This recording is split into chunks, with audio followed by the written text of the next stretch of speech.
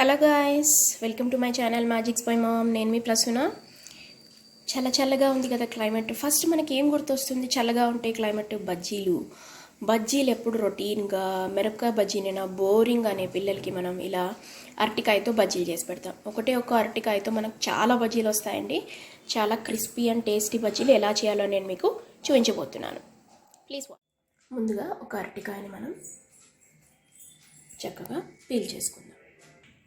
ఇలా పీలర్ సాయంతో మనం ఈ బనానాని పీల్ చేసుకుందాం. ముందుగా ఒక బౌల్లో వాటర్ తీసుకుందాం. ఈ పీల్ చేసిన బనానాకి ఎడ్జెస్ని కట్ చేద్దాం. ఇప్పుడు ఈ కట్ చేసిన బనానా మీరు డయాగ్నల్ కావాలంటే డయాగ్నల్, రౌండ్ కావాలంటే రౌండ్, తర్వాత మనకు హారిజంటల్గా కావాలంటే హారిజంటల్గా మనం కట్ చేసుకోవచ్చు. కట్ చేసుకున్న తర్వాత ఈ వాటర్లో మనం వేసుకోవాల్సి ఉంటుంది. మీరు ఈ షేప్లో కావాలంటే ఇలా కట్ చేసుకోవచ్చు.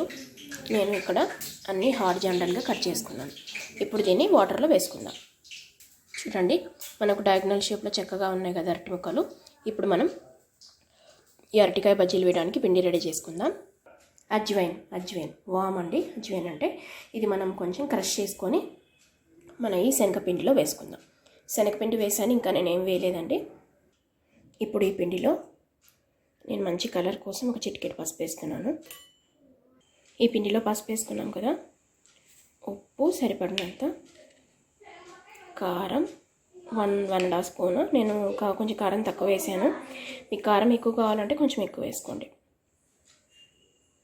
ధనియా పొడి చిటికెడు. ఇప్పుడు చిటికెడు వంట సోడా ఎక్కువ వేద్దండి. ఎక్కువ వేస్తే మనకు ఆయిల్ ఎక్కువ లాగేస్తుంది. ఇప్పుడు ఈ పిండిని మనం ఒకసారి కలిసేటట్టు చక్కగా కలుపుకుందాం. చూడండి, చక్కగా కలిసిపోయింది కదా. ఇప్పుడు మనం కొంచెం వాటర్ పోసుకొని కలుపుకుందాం. నేను విస్కర్ వాడుతున్నాను, ఎందుకంటే పిండి ఈవెన్గా అంత కలిసిపోతుంది. కొద్ది వాటరే వేసి మనం మొత్తం పిండిని ఫస్ట్ ఉండలు లేకుండా కలుపుకుందాం. దాని తర్వాత కన్సిస్టెన్సీ చూసి ఇంకొన్ని వాటర్ యాడ్ చేసుకుందాం. ఇందులో బాండ్లీ పెట్టి మనం ఆయిల్ వేడి చేసుకుందాం. మనకు టైం సేవ్ అవుతుంది. తర్వాత మనం ఆ పిండిని అరటికాయల పిండిలో ముంచేసి మనం బజ్జీ వేసేసుకుందాం. చూడండి ఫ్రెండ్స్, ఫస్ట్ పిండిని ఇలా మనం కొంచెం తిక్కా కలుపుకోవాలి. ఒకటేసారి వాటర్ పోస్తే మనకు ఉండలు వచ్చే ప్రమాదం ఉంది. ఇలా కలుపుకున్న తర్వాత అప్పుడు మనం కొద్దిగా వాటర్ వేసుకుంటూ కలుపుకుంటే మనకు కావాల్సిన కన్సిస్టెన్సీ వస్తుంది. చూడండి ఫ్రెండ్స్, మన కన్సిస్టెన్సీ ఇలా ఉండాలి.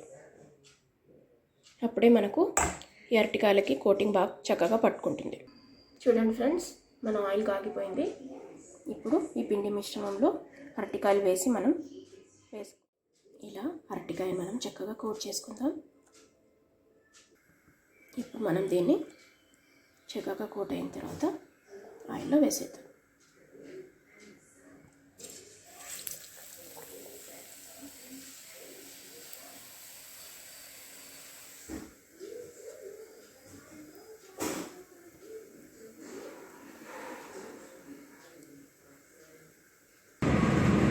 ఈ అరటికాయని మనం పిండిలో ముంచి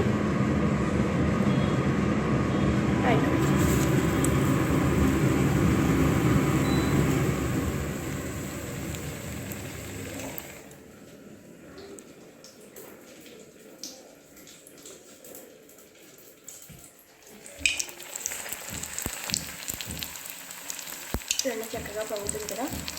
ఇది ఒక్కసారి 1 నిమిషం ఎర్రగైన తర్వాత అప్పుడు తిప్పుకుందాం. అప్పుడు 2 సైడ్స్ మనకి ఈవెన్గా కాలుతుంది. ఇప్పుడు పెద్ద అరటికాయ వేద్దాం. చూడండి, ఇలా కోటింగ్ నీట్గా పట్టుకోవాలి బాగా. దాని తర్వాత ఇలా వేద్దాం. ఇలా పెద్దగా కావాలంటే పెద్దగా వేసుకోండి, చిన్నగా కావాలంటే చిన్నగా వేసుకోండి. ఇవి ఇలా నేను మీడియం ఫ్లేమ్లో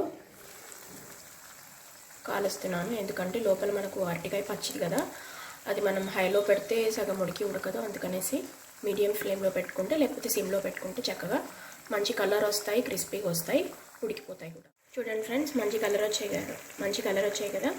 ఇప్పుడు వీటిని మనం సర్వింగ్ బౌల్లో తీసేసుకుందాం.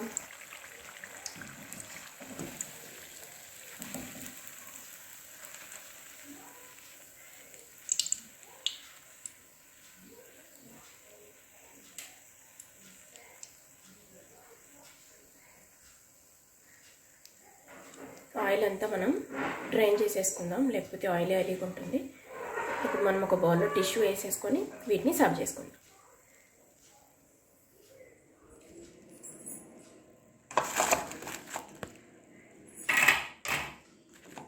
చూడండి ఎంత ప్లఫీగా పొంగుతూ వచ్చాయో.